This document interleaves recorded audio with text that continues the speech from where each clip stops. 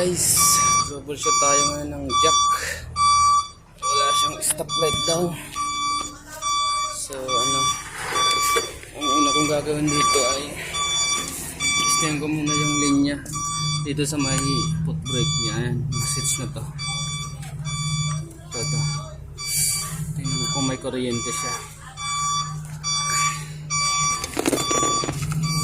Test light ko, yung test light.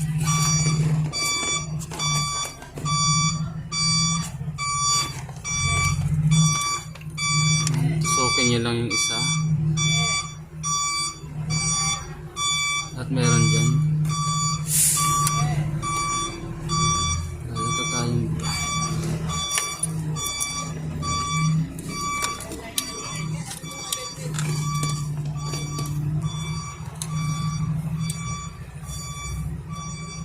ayan, may kuryente. Yung isa at pag-apak natin magkaroon siya.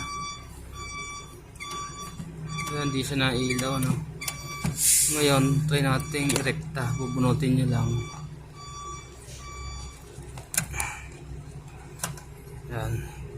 Tapos, isi-short nyo yung dalawang yan. Kuha lang kayo ng wire o anong Ayan, ganito. Tutusok nyo dyan. Tapos tingnan natin kung gagana na sa likod.